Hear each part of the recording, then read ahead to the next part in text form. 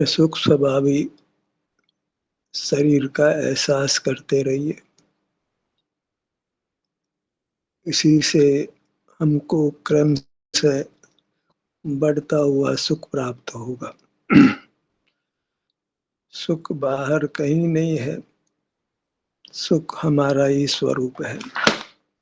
हम स्वयं ही सुख के बने हैं, तथापि सुख नहीं पा रहे हैं, दुख पा रहे हैं कि सुख को अपने में नहीं खोजकर बाहर खोजने का प्रयत्न कर रहे हैं। और ये भूल आज की नहीं है, हम अनादि से हैं और अनादि से सुख को अपने में नहीं खोजकर, अपने से नहीं जुड़कर बाहरी पदार्थों से पाना चाह रहे हैं। बाहरी पदार्थों को विषय कर उपयोग कर हम सुखी होना चाहते हैं, जबकि बाहर में जड़ पदार्थ हैं जो सुख स्वभावी नहीं है, लेकिन हम उनसे ही सुख पाने का प्रयत्न कर रहे हैं। उसमें सुख तो नहीं मिलता है, सदा ही जड़ पदार्थ से बंधे रहते हैं। एक मूर्त शरीर छूटता है, दूसरा मूर्त शरीर प्राप्त होता है। मूर्त शरीर के बंधन से हम मुक्त नहीं हो पाते हैं। अपने शरीर का एहसास करके ही हम मूर्त के बंधन से मुक्त होकर पूर्ण सुखी हो सकते हैं। और वह सुख क्रम से प्राप्त होता है, एक साथ पूर्ण सुख प्राप्त नहीं होता। धैर्य के साथ हमको अपने अमूर्त शरीर से युक्त रहना है और निरंतर प्रयास करना है। तब तक करना है जब तक अमूर्त के बंधन से अपने आप को पूरी तरह मुक्त नहीं कर लेते।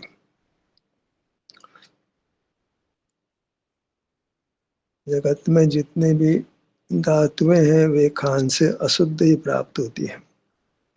ऐसे हम एक चैतन्य धातु हैं, अनादि से अशुद्ध हैं, मूर्त से मिले हुए हैं। और हमारा सुख स्वभाव उस कारण से व्यक्त नहीं हो रहा है, अनुभव में नहीं आ रहा है। और हमें मूर्त से मुक्त होने की विधि भी मालूम नहीं है, इसलिए धारावाही रूप से अनादि से कोई न कोई दुख भोगते रहते हैं। सुख स्वभावी होने पर भी, आनंद की मूर्ति होने पर भी हमको अनेक दुखों का सामना करना पड़ता है। सुख स्वभावी होने से थोड़ा बहुत सुख भी हमको अनुभव में आता है, उसी से निर्णय होता है कि हम सुख स्वभावी हैं। लेकिन बीच बीच में अनेकों प्रकार के दुख आ पड़ते हैं। विनाशिक शरीर मिला है तो उसका घात होता है, रोगग्रस्त होता है तो उसकी पीड़ा हमको भी भोगनी पड़ती है, क्योंकि उसके साथ हम मिले हुए हैं, उससे प्रभावित होते हैं। तो मूर्त शरीर के बंधन से हमको अपने आप को मुक्त करना ही होगा। और उसका एक ही उपाय है कि हम नेत्र बंद कर हमको अपना अमूर्त शरीर अनुभव में आता है, उसका अनुभव करते रहें। बाह्य पदार्थों से जो दिखाई पड़ते हैं उनसे सुख की आशा छोड़ें। सुख की आशा हम अपने अमूर्त शरीर से ही लगाएं, जो इंद्रिय गोचर नहीं है फिर भी उसका अस्तित्व है। जैसे हवा आंख से दिखाई नहीं पड़ती है तो भी उसका अस्तित्व है, ऐसे बहुत प्रकार की जड़ घटनाएं भी ऐसी दुनिया में है जो आंखों से दिखाई नहीं पड़ती है, लेकिन उनका अस्तित्व है।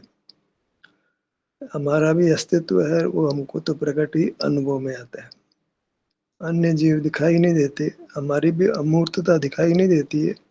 हमारा अमूर्त सुख हमारे अनुभव में आता है जब हम अपने से युक्त होते हैं। अपने अमूर्त शरीर से सिर से पांव तक जिसका विस्तार है, तो हमें शांति का, सुख का अनुभव होता है।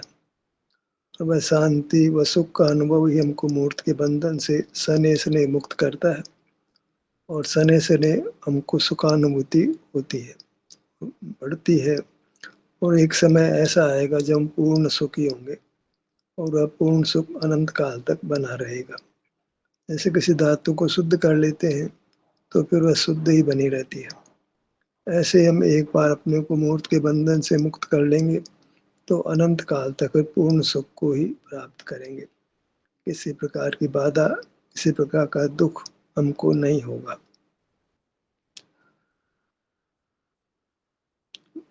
इतना विशेष है कि जो इंद्रिय गोचर है वह हमारा रूप नहीं है, पर इसी के आकार हमारा रूप है। तो लोक में शरीर के अर्थ में मूर्त शरीर जाना जाता है। तो जब उनसे कहें कि शरीर का एहसास करें, तो उनका मन राजी नहीं होता है, क्योंकि शरीर के अर्थ में वे पुद्गल शरीर को ही देखते हैं। लेकिन हमारा खुद का अस्तित्व भी शरीराकार होने से शरीर रूप से ही हमको अनुभव में आता है। तो जो लोक मान्यता है, शरीर के अर्थ में मूर्त शरीर को ही देखते हैं, उस लोक मान्यता से हमको परे होना पड़ेगा, उससे भिन्न मान्यता को मानना पड़ेगा। शरीर केवल मूर्त शरीर को ही नहीं कहता है, हमारा भी अपना शरीर आकार होने से हम भी शरीर हैं। बस यही है कि जगत में ये नहीं माना जाता है, जीव को शरीर रूप से नहीं देखा जाता है। इस कारण से अपने शरीर से नहीं जुड़ते हैं, बाहर की दुनिया से जुड़े रहते हैं, तो उनको सुख की प्राप्ति नहीं होती है। यह केवल पाँव से मस्तक केवल मूर्त जड़ पदार्थ ही नहीं है, हम भी एक अखंड पदार्थ हैं इसी आकार में। इसके साथ संबंध बना है, उस संबंध से तुमको मुक्त होना है। हम शरीराकार होने से हमको शरीर रूप से हमारा अनुभव होता है, और इसी रूप से हमको अपना अनुभव करना है। जैसे जैसे हम अपना अनुभव करेंगे, वैसे वैसे मूर्त का बंधन मिटेगा, और जैसे जैसे मूर्त का बंधन मिटेगा, हमारा सुख व्यक्त होता जाएगा। जैसे स्वर्ण पाषाण को तपाते हैं, जैसे तपाते हैं उसकी कांति, उसका पीलापन प्रकट होने लगता है। ऐसे ज्यों ज्यों हम अपने अमूर्त शरीर का एहसास करेंगे, इसी में विचरण करेंगे, तो मूर्त का बंधन शिथिल होगा, मिटेगा, हमारा सुख हमको अनुभव में प्रकट होकर आने लगेगा।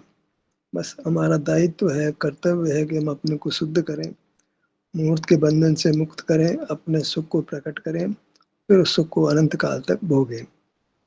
हम दुख भोगना अच्छी बात नहीं है, दुख भोगना चाहते भी नहीं है, पर एक दुख नहीं भोगे सुख, उसकी शर्त है कि सुख को बाहर नहीं तलाशें। सुख हमारा खुद का स्वरूप है, और वह रूप हमारा शरीर आकार होने से उसको सही रूप से ही देखना नहीं, अनुभव में लेना। उसको इंद्रिय गोचर नहीं है, अनुभव गोचर है। सिर से पांव तक ये मैं हूँ, ऐसी अनुभूति होती है। बस ये अनुभव करते रहना है, भले अभी अल्प सुख मिले या वेदना भी अनुभव में आए। अभी तो बहुत कुछ विकृति है, कर्म का संबंध होने से श्वासोच्छ्वास भी होता है, धड़कन फड़कन भी होती है, हृदय भी धड़कता है, पीड़ा भी होती है, बहुत कुछ विकृति है। पर यहीं बने रहेंगे तो धीरे धीरे सब कुछ अच्छा होने लगेगा, क्योंकि बाहर की दुनिया से तनाव जुड़ते हैं तो तनाव पैदा होता है, राग द्वेष मोह पैदा होता है, उससे हम अस्वस्थ हो जाते हैं, मूर्त से बन जाते हैं, और मूर्त से बन जाते हैं, और मूर्त है वो फिर अनेक प्रकार से हमको दुख प्रदान करता है। मूर्त शरीर भी अस्वस्थ हो जाता है, तो हम अस्वास्थ्य का अनुभव करते हैं, दुख का अनुभव करते हैं। तो मूर्त शरीर के बंधन से हमको मुक्त होना है, और इसके लिए एक दृढ़ लक्ष्य, दृढ़ संकल्प लेना होता है कि मुझे मूर्त के बंधन से मुक्त होना है। तो मूर्त का प्रेम छोड़कर अमूर्त का प्रेम करना होगा। सारा जगत तो मूर्त से प्रेम करता है, मूर्त को धन मानता है, उसे सुख होने का प्रयत्न करता है। तो जगत के जीवों की राह पर नहीं चलना है, हमको अपनी राह स्वयं बनानी होगी। जगत के जीव बहिर्मुख रहते हैं, कोई विरल जीव ही बहिर्मुखता को छोड़कर अंतर्मुख होता है। तो हम समझें कि जगत के बहुत सारे प्राणी इस मार्ग पर चलते होंगे, ऐसा नहीं है। विरल जीव ही इंद्रियों को संयम में लेते हैं, बाहर देखना बंद करते हैं। देखना माने सुनना, सूंघना, चखना, छूना, 5 प्रकार से अमूर्त पदार्थों को विषय बनाते हैं। पांचों इंद्रियों को हम काम में लेना बंद करते हैं, और अपने स्वरूप को, जो कि शरीर आकार हमको अनुभव में आता है सिर से पांव तक, वह सुख का बना है, तो उससे वो हमारे अनुभव में आता है। और उससे हमको सुख की प्राप्ति होती है। बस ये जैसे जैसे कर्म की अशुद्धि मिटती है, कर्म की मिलावट हटती है मूर्त कर्म की, वैसे वैसे सुख व्यक्त होता है।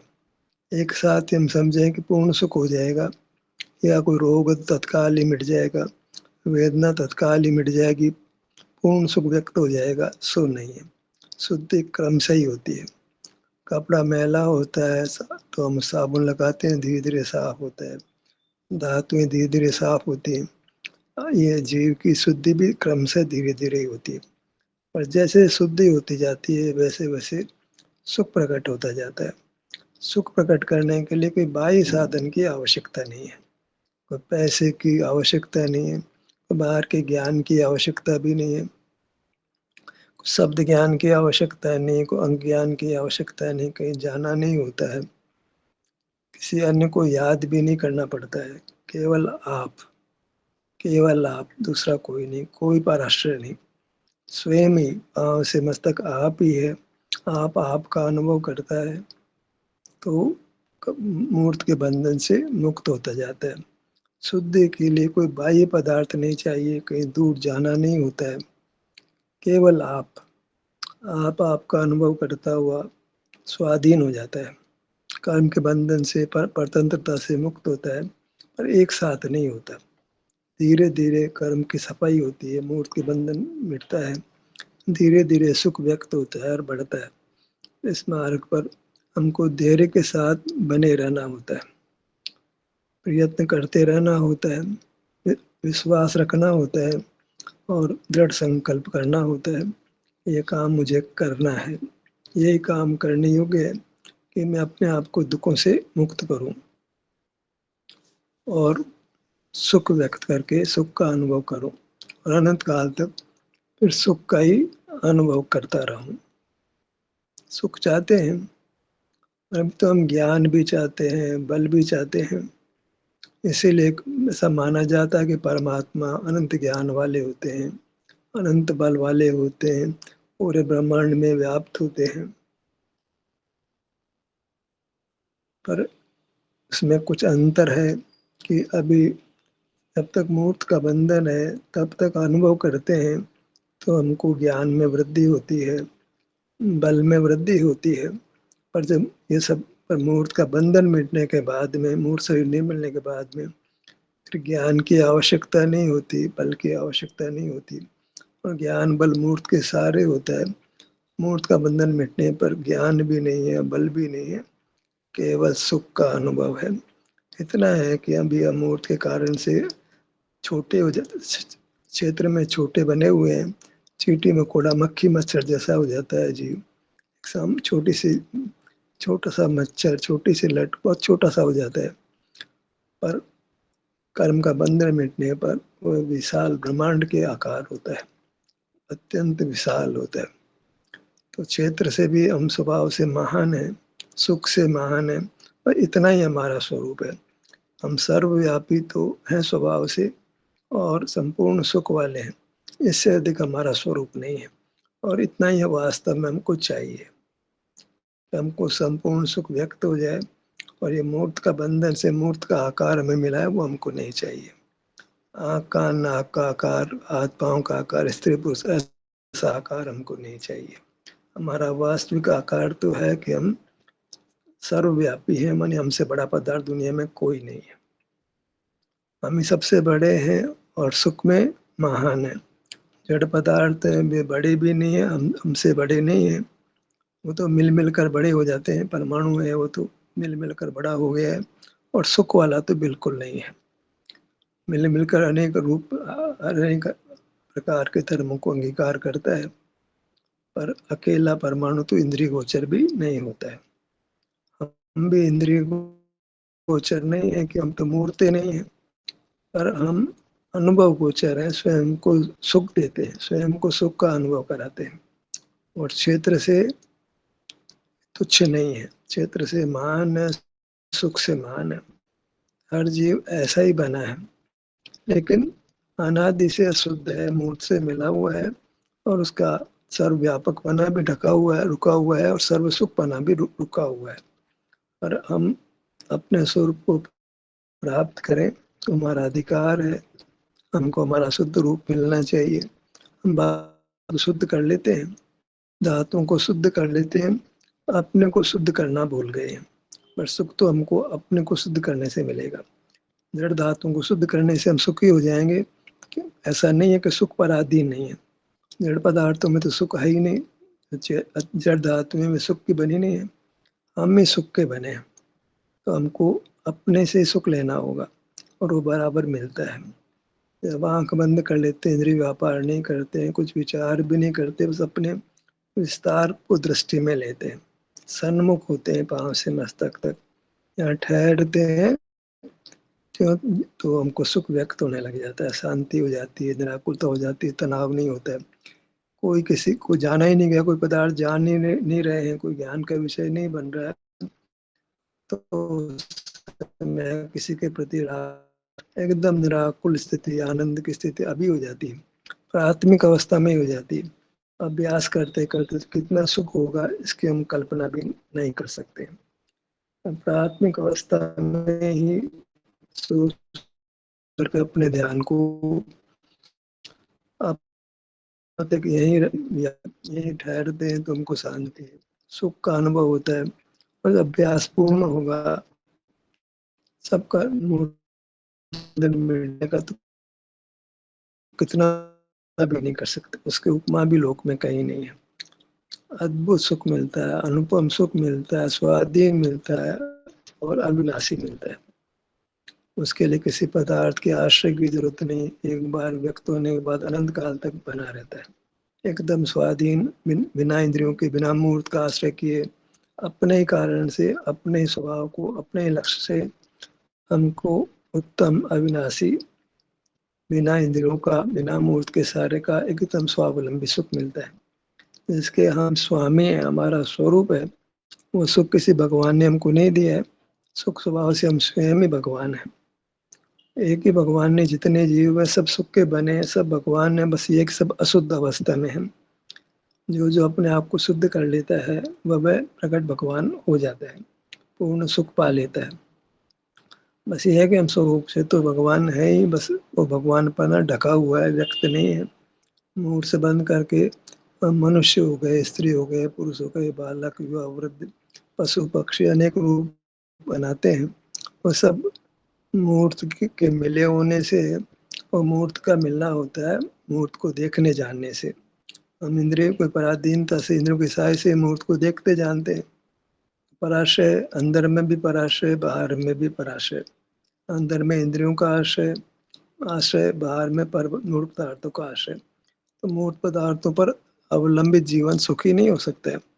हमें तो सुख स्वभावी अपने अमूर्त रूप से का आश्रय करके सुखी होना है। वह भी शरीर आकार है तो शरीर आकार कोई लक्ष्य में लेना है, वही ध्यानाभ्यास में हम करते भी हैं। अपने ध्यान को अपने विभिन्न अंगों पर लाते हैं जो अमूर्त हैं, सुख के बने हैं। जैसे से हम अपने अमूर्त अंगों से युक्त होते हैं जो सुख के बने हैं, तो हमको सुख का अनुभव, शांति का अनुभव होने लगता है। यही करने योग्य कार्य, इसी से हमारा ये मनुष्य जन्म पाना सार्थक होता है। जितने भी संत हुए हैं सही मायने में, इन्होंने अपना सुख व्यक्त किया है, मार्ग जाना है, उन्होंने यही मार्ग बताया है कि सुख के लिए पर का आश्रय नहीं चाहिए, अपने आश्रय से सुख मिलता है। सब जीव स्वयं से परमात्मा रूप है, आनंद रूप है, आनंदम ब्रह्मणो रूपम, सब जीव आनंद रूप है। बस ये है कि वो बाहर देख करके आनंद की ओर मुख ही नहीं कर रहे हैं, आनंद के बना हुआ पदार्थ आनंद का अनुभव नहीं कर रहा है, अपना स्वाद नहीं ले रहा है, जड़ पदार्थों का स्वाद लेकर के उनको जान करके सुखी होना चाहता है। ये छोटी सी भूल उसको महान दुख देती है। इस भूल का निवारण करना है, सुख को जड़ पदार्थों में नहीं खोजना है, सुख को अपने में खोजना है, अपने विस्तार में, अपने अमूर्त शरीर में ही सुख मिलेगा, क्योंकि वही सुख का बना है। प्रकृति में पराधीनता नहीं कि सुख पर पदार्थों से मिलेगा, सुख हमको अपने से ही मिलेगा। किसी के प्रति कृतज्ञ होने की आवश्यकता नहीं है, कोई सुख देने वाला नहीं, किसी पे भरोसा करने की आवश्यकता नहीं है, किसी के और देखना नहीं है, किसी से सुख की आशा लगाना नहीं है, कोई पराधीन नहीं होना है, किसी की उपासना करना नहीं है, बस अपने में बैठ जाना है, अपने में विहार करना है, अपने को संवेदन में लेना है, अनुभव में लेना है, निज विस्तार में अपने शरीर में ही हर भाग का हम स्वाद लें। शरीर बड़ा है, थोड़ा थोड़ा भाग ये अनुभव में आता है। जैसे खाने की कोई चीज होती है, बड़ी होती है, थोड़ा थोड़ा भाग करके उसका स्वाद लेते हैं। पर ऐसे हम महान हैं, हम तो वास्तव में ब्रह्मांड के आकार में सिमटे हुए हैं, तो भी इसका हमको थोड़े थोड़े भाग करके इससे युक्त होना है, इसके सुख को भोगना है। और इस प्रकार हमें अपनी पूर्ण मूरी मूरत जो सिर से पांव तक की सुख की बनी है, इसका सुख भोगना है, तो सुख मिलेगा। सुख भोगेंगे, सुख मिलेगा। जिसमें सुख नहीं है उसको भोगने के प्रयास करेंगे तो सुख नहीं मिलेगा।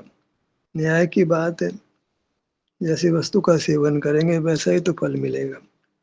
जड़ पदार्थों का सेवन करना चाहेंगे, सुख कहाँ से मिलेगा? वो सुख के बने ही नहीं है, बस भ्रम से हमको सुखद लग रहे हैं। जैसे रेगिस्तान में भालू में सूर्य की रोशनी में पानी का भ्रम होता है, पानी नहीं है। डाबर की सड़क पर हमको सूर्य की रोशनी में पानी दिखाई देता है, पर पानी नहीं है, लगता है। बस वो भ्रम का ही निवारण करना है। इंद्रिय ज्ञान में भ्रम हुए बिना रहता ही नहीं है। हिरण के नाभि में कस्तूरी से गंध आती है, लेकिन अभी नासिका बराबर ज्ञान नहीं कराती है।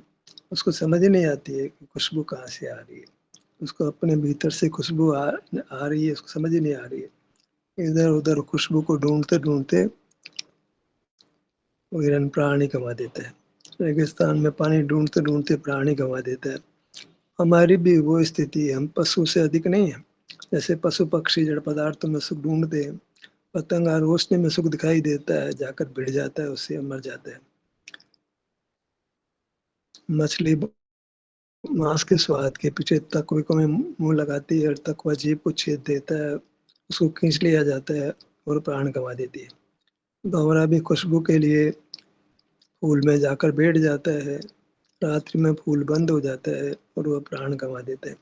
हम भी विषयों को छोड़ना ही नहीं चाहते। जड़ पदार्थ में सुख लगता है तो पशु पक्षी की तरह ही है हमारा जीवन, मक्खी मच्छर की तरह हम सुख को जड़ पदार्थों में पाना चाह रहे हैं। उस प्रयत्न में बीमार हो जाते हैं, वृद्ध हो जाते हैं और जाते हैं। पर ऐसा जीवन कोई अच्छा जीवन नहीं है।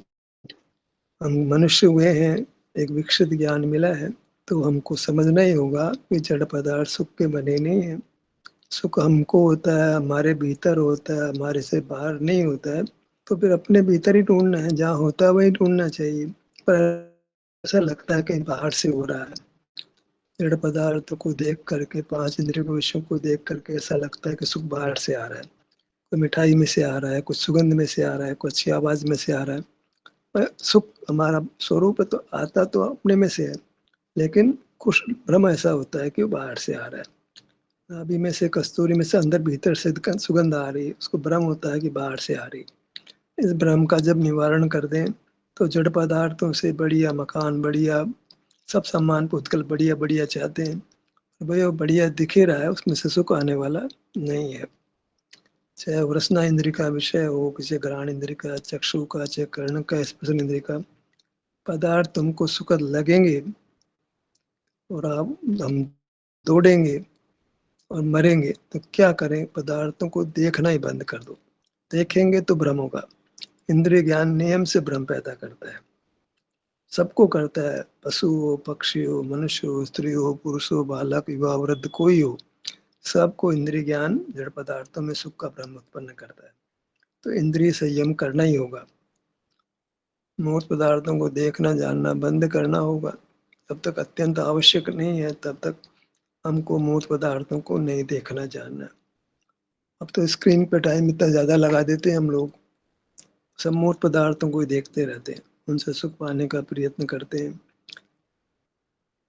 सब सुख, पांचों इंद्रियों का सुख एक साथ लेना चाहते हैं। एक भी इंद्रिय में सुख देने की ताकत नहीं है, किसी भी जड़ पदार्थ में सुख देने की ताकत नहीं है। सुख देने की ताकत तो हमारे अपने स्वरूप में है, जो शरीर आकार बना है, अनुभव में आता है, शांति देता हुआ अनुभव में आता है। तो उसी से युक्त होकर हमको शांति भोगना है। और ये शांति इसलिए प्राप्त होती है कि मूर्त का बंधन है वो शिथिल होने लगता है। मूर्त को नहीं देखते हैं, अपने अमूर्त शरीर को ग्रहण करते हैं, तो मूर्त का बंधन ढीला होता है। और जैसे ढीला होता है, बंधन जैसे ढीला होता है, हमें आराम आता है।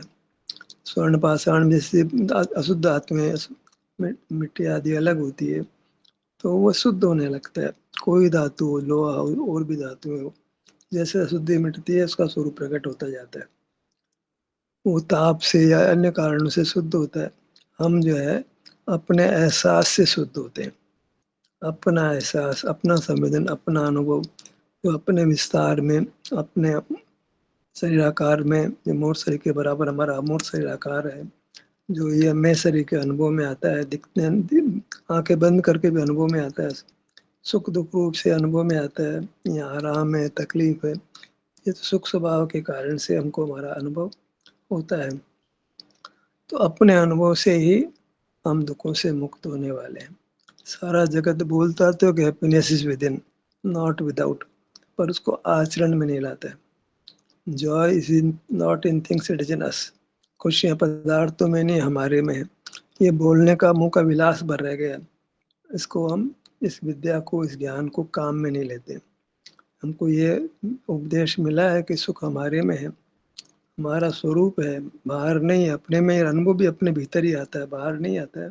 तो बाहर देखना बंद करें यथासंभव। कुछ अभी कमजोरियां हैं, खाना खाना होता है, कपड़े पहनने होते हैं, मकान में रहना होता है, तो कुछ इंद्रिय व्यापार करना होता है।